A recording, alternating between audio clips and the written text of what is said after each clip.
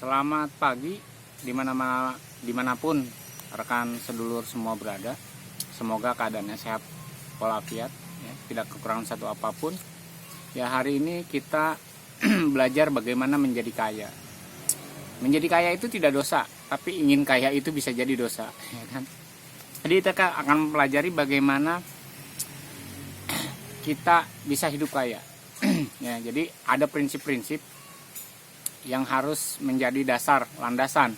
Jadi jangan salah kaprah, jangan takabur, ya, jangan menjadi sesat lah pikiran kita karena kita ingin menjadi kaya. Ya, saya hari ini ada 2 gelas, satu ya yang berbeda, satu lebih kecil, satu lebih besar, ya. Nah, yang satu ini berisi air kurang penuh, yang satu penuh full. Nah, yang satu yang kurang penuh ini banyak airnya. Yang ini kecil sebenarnya sedikit, karena untuk dapat gelas besar ini perlu 3 gelas kecil.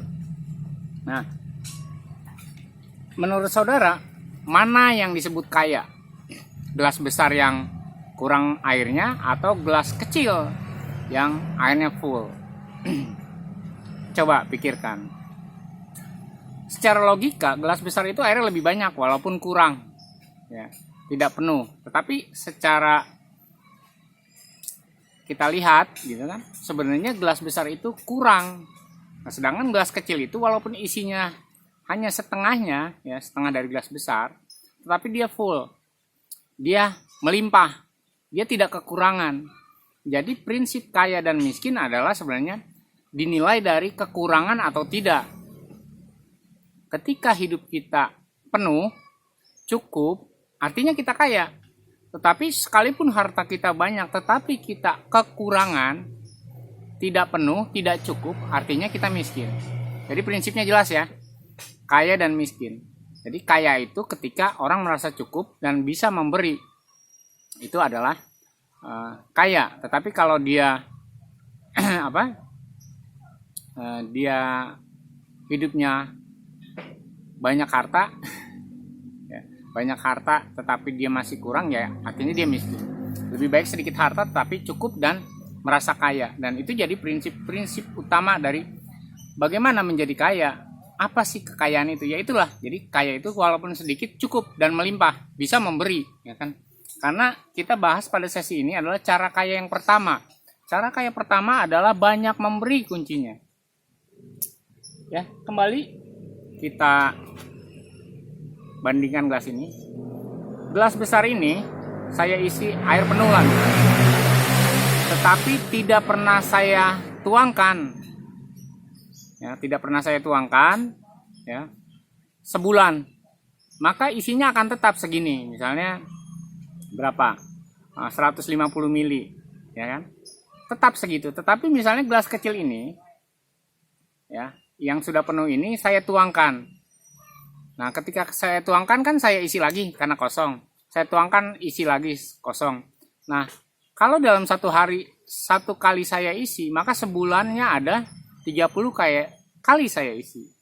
Maka prinsipnya adalah ketika kosong diisi adalah gelas yang kecil ini, ketika dia kosong terus, ya, akan terus diisi. Jadi selama sebulan berarti 30 kali isi. 30 kali 50 ml. Jadi gelas ini akan lebih kaya karena dia banyak memberi, dia banyak menuang, dia banyak sering kosong. Tetapi gelas ini karena tidak pernah kita kosongkan selama sebulan, ya tetap isinya. Sekarang kita hitung, itu secara ekonomi, secara prinsip bisnis seperti itu. Nah, di dalam hidup kita itu sama. Ketika kita tidak pernah memberi dengan apa yang kita miliki, ya segitu-gitu saja, tidak akan bertambah. Tetapi ketika kita banyak memberi, maka kita akan bertambah. Loh, kok bisa banyak memberi kok bertambah? Gimana seandainya saya orang miskin? Gimana saya memberi? Saudara, jangan berpikiran takabur. Itu takabur. Jadi gini, rezeki, uang, kita kan nggak bisa bikin sendiri. Rezeki yang ngasih Allah, uang yang ngasih Bank Indonesia atau yang mencetak uang. Kita tidak bisa mencetak uang sendiri. Jadi gini, Allah tahu kebutuhan kita sehingga akan dicukupkan. Kalau gelas kita kosong, ya diisi, gelas kita kosong diisi, gelas kita kosong diisi, selalu begitu. Jadi itulah kenapa kita perlu memberi, karena Allah tahu ketika kita kosong kita akan diberi. Ketika kita tidak punya rezeki kita akan diberi rezeki. Jadi kalau 30 dalam hari dalam sebulan 30 kali kita memberi rezeki kita kepada orang lain, ya Allah akan tambahkan terus. Coba hitung saja.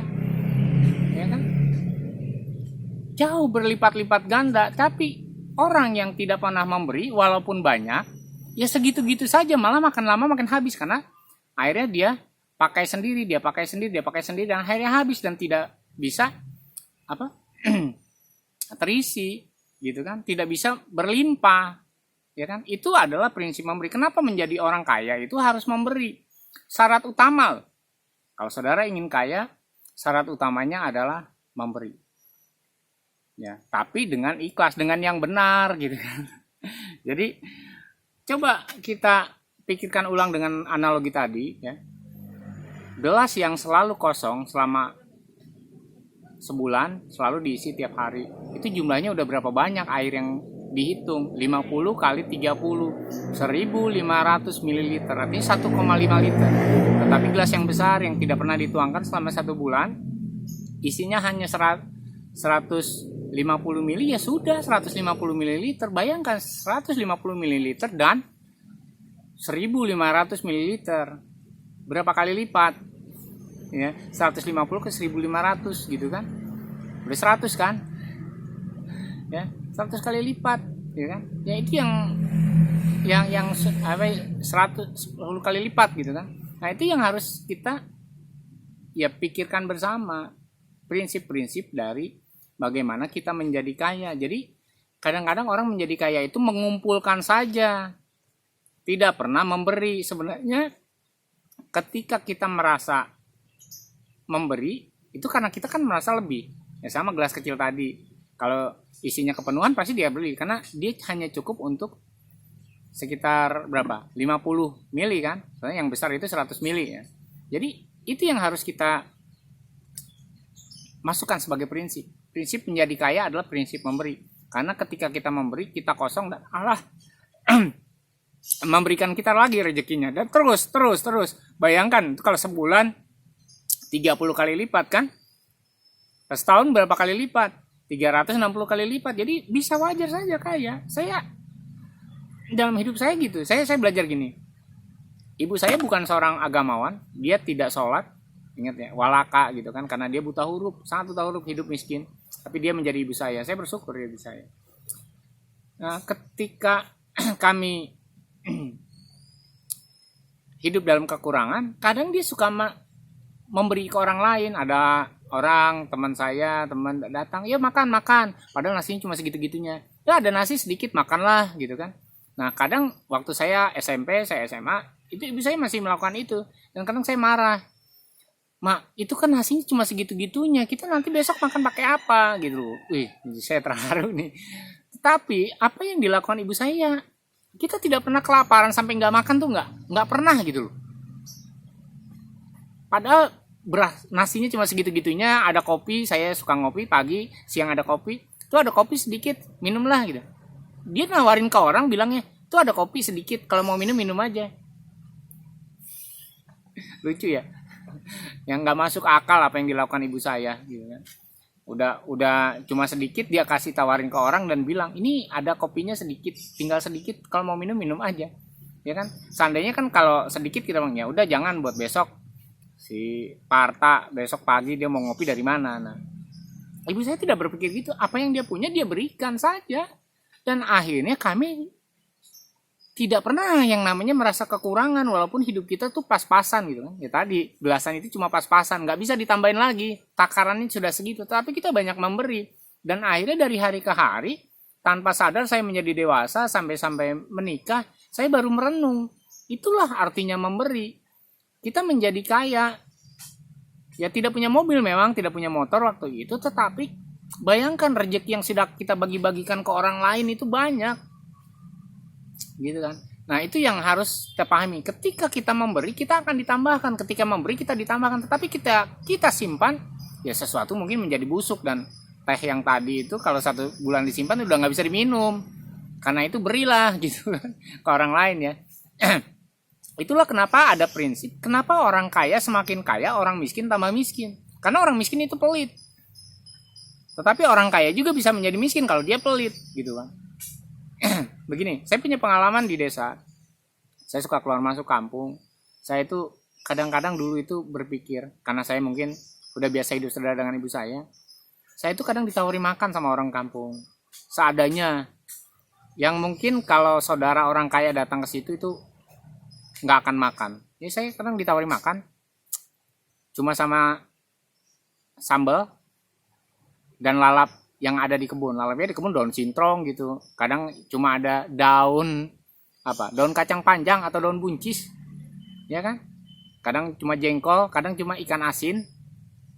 Tapi mereka mau memberi saya, gitu kan? Mau memberi saya, dan saya lihat gini, hidup mereka tuh kelihatannya susah, tapi mereka selalu memberi orang lain, selalu memberi.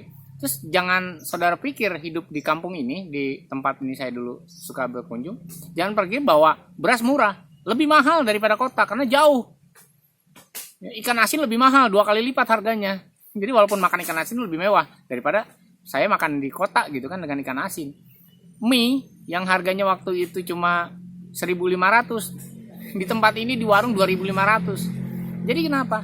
Jadi saya lihat, ini kok kayaknya di sini semuanya mahal, minyak goreng semuanya mahal, semuanya serba mahal, nggak ada yang murah yang di warung itu kan. Jajanan anak-anak yang di kota cuma 500, di sini 1.000. Nah, tapi kenapa mereka bisa beli? Padahal hidup mereka kelihatannya kurang. Mereka membeli dengan harga yang mahal daripada orang di kota. Artinya mereka kaya dong. Kalau orang kota mahal sedikit, ngamuk-ngamuk, marah-marah, wah ini mahal banget kok, ini segini harganya. Nah di sana enggak, mereka sudah biasa. Karena untuk beli beras saja mereka harus jauh, berkilo-kilo ke warungnya. Jadi kalau ada warung di situ ya karena harus pakai ojek, otomatis tukang warung itu menjualnya dengan harga yang hampir 2 kali lipat untuk beras saja. Tapi mereka menjadi kaya gitu loh. Jadi bagi saya, ya mereka kaya, mereka mampu memberi, mereka tidak pernah meminta loh. Jadi tadi prinsip kaya adalah ketika merasa cukup atau merasa kurang. Walaupun banyak tapi merasa kurang itu tetap miskin, ya kan? Terus prinsip prinsip memberi. Nah, ini nih, saudara kadang nggak ikhlas. Kita kadang memberi kepada orang yang mampu. Ya, coba saudara traktir makan sabu haci lah sepuasnya gitu kepada orang yang mampu. Paling juga bilang, ya terima kasih gitu kan. Ya gue doain lah supaya nanti rezeki lu tambah banyak. Itu kalau orang kaya Anda traktir di sabu haci. Tetapi coba ada orang miskin lewat, saudara kasih minum, kasih uang 10.000 buat makan. Saudara doanya dia itu sungguh-sungguh terima kasih, dia sujud-sujud di hadapan Anda karena dikasih air putih segelas sama uang 10.000 buat dia beli makanan. Jadi prinsipnya harus jelas, bukan memberi sembarangan, memberi kepada orang kaya. Ya, saya bersyukur saya itu tidak pernah ingin menraktir orang kaya, sekalipun saya ulang tahun. Saya tidak pernah mau menraktir teman-teman, biarin mereka yang punya uang aja yang traktir saya. Loh, mereka punya mobil kok, masa saya nggak punya mobil menraktir yang punya mobil? Piye toh gitu. Jadi ya itu prinsip saya dan istri saya. Kenapa kita tetap eksis dalam keadaan krisis ekonomi segala macam? Karena kita ketika kita mau memberi, yuk kita punya uang, kita rezeki, kita nggak mau traktir teman-teman. Pelit ya nggak apa-apa. Kan mereka nggak bisa ditraktir juga mampu. Mereka rata-rata punya mobil, saya nggak. Mereka rata-rata punya rumah gedung, saya rumahnya ngontrak gitu kan. Tapi ya itu mengalir terus aja, kita banyak memberi gitu kan. Bahkan ya ada uang sedikit memberi, ada uang sedikit memberi. Kadang-kadang saya suka marah juga sama istri saya, sama seperti saya marah sama ibu saya. Kadang uang segitu-gitunya dikasihin ke orang gitu. Aduh mam, ini uang segitu-gitunya kok dikasihin ke orangnya? Nggak apa-apa, kita kan masih ada makanan. Orang itu nggak punya makanan. Jadi prinsip istri saya, selama kita masih punya makanan, nggak apa-apa, nggak punya duit juga, kita kasih uangnya buat orang lain ya, buat beli makanan gitu kan. Dan saya mengalami yang namanya kekayaan. Kekayaan bukan hanya dalam materi, tapi juga rohani saya, tetapi juga jiwa saya. Itu saya merasa bertambah kaya, saya merasa bertambah mampu, saya merasa bertambah baik hidup saya ketika saya memberi. Jadi itu adalah prinsip memberi. Jadi jangan takut untuk memberi. Kalau ingin menjadi kaya harus memberi. Nah prinsipnya harus jelas, bahwa yang pemberi rezeki adalah Allah. Ya, Tuhan turut bekerja di dalam segala hal untuk mendatangkan kebaikan.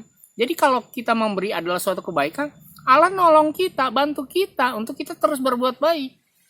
Ya, kalau menolong orang itu ada suatu kebaikan, Allah turut bekerja di dalam segala hal untuk kita berbuat baik, gitu kan? Ya, karena ciri-ciri kita memberi adalah kita mengenal Allah. Ya, Allah itu adalah kasih. Allah itu artinya punya sifat memberi, ya kan? Allah itu punya sifat menyayangi. Jadi ketika kita memberi, kita itu jangan prinsip rohaniawan nih, prinsip bisnis. Berilah kepada Allah maka kamu akan diberi. Jangan begitu juga. Jangan dianggap Allah itu berbisnis dengan kita. Kasih pinjaman sama Allah. Allah mah nggak usah dikasih pinjaman. Ngomongnya yang salah. Kita yang diberi terus. Allah nggak merasa punya utang sama kita. Ketika kita berbuat baik, kita untuk kita sendiri. Maaf ya para rohaniawan yang sering ngomong gitu. Kita tidak pernah ngasih utang sama Allah. Allah memberi kita rezeki, lalu rezekinya kita bagi-bagi. Waktu kita bagi-bagi rezeki, kita nggak ngasih utang sama Allah. Nanti besok dia kasih lagi, ya kasih kita beri. Kita memberi karena kita sudah diberi. Bukan kita memberi supaya kita diberi. Jangan terbalik. Itu namanya bisnis. Ya kan? Kita ngasih orang supaya Allah ngasih kita. Jadi riya maksudnya. Ya kan, ya, itu harus dipahami. Ya, jadi walaupun mungkin materi ini saya berikan sedikit, waktunya tidak lama, tapi saya berharap bahwa kita memahami prinsip memberi itulah yang menjadikan kita kaya. Ketika kita memberi secara rohani, kita akan kaya rohani. Ketika kita memberikan secara psikologi ya, kejiwaan kita, hati pikiran kita akan kaya intelektual, kaya mental kita akan menjadi kaya. Ketika kita memberi secara materi, kita akan menjadi kaya. Itu adalah prinsip hidup adalah ketika kita memberi kita akan ditambahi, ketika memberi kita akan ditambahi, karena yang prinsip itu adalah prinsipnya Allah. Jangan memberi untuk mendapatkan imbalan, jangan memberi supaya diberi, itu namanya ria. Dan Allah lihat itu semua, niat kita ketika kita memberi apa. Nah itu yang akhirnya gini, saya sudah banyak memberi tapi hidup saya masih susah. Cek niatnya, ya kan? Jadi prinsipnya adalah ketika kita memberi, berilah kepada orang yang membutuhkan. Traktirlah makan para orang-orang miskin. Jangan traktir makan teman-teman sekantor yang semuanya lebih kaya daripada saudara. Ya wajar sih. Ya yang namanya juga dunia ini, wajar lah. Lu gak traktir gua, lu ulang tahun traktir dong gitu kan. Tapi gara-gara saudara membeli, saudara malah aduh gimana nih makan besok, karena kan traktirnya lumayan. Ya jadi hal-hal seperti itu harus menjadi prinsip kita. Bukan kita pelit kepada orang kaya. Kalau saya sih bilang, lu kan kaya, lu lah yang ngasih gua. Kan gitu. Ya saya mau ngasih kepada orang yang tidak punya, supaya mereka merasakan bahwa sedikit 10.000 air putih segelas itu memang bermanfaat bagi mereka, dan mereka mengucap syukur kepada Allah. Kan jadi kita membuat pahala, membuat orang lain mengucap syukur kepada Allah bahwa Allah itu maha baik, gitu kan? Ya, padahal cuma 10.000, padahal cuma segelas air. Dibanding kita traktir orang di Sabu Haji 10 orang, cuma bilangnya terima kasih, pada pulang semua kabur. Besok kita sakit satu pun gak ada yang ngunjungin. Aku lagi sibuk gitu kan. Ada aja alasannya.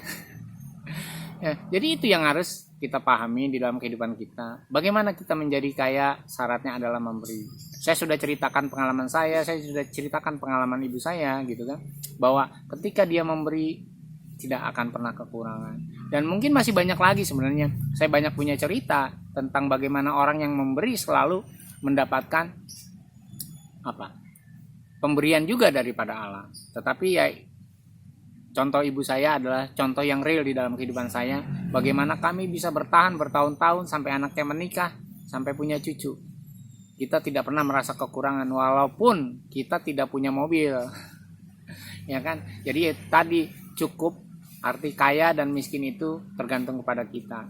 Ketika sedikit tapi cukup, itu artinya kita kaya. Tapi ketika banyak tetapi kurang, artinya kita masih miskin. Ya, jangan sampai saudara punya mobil tapi nggak mampu beli bensin.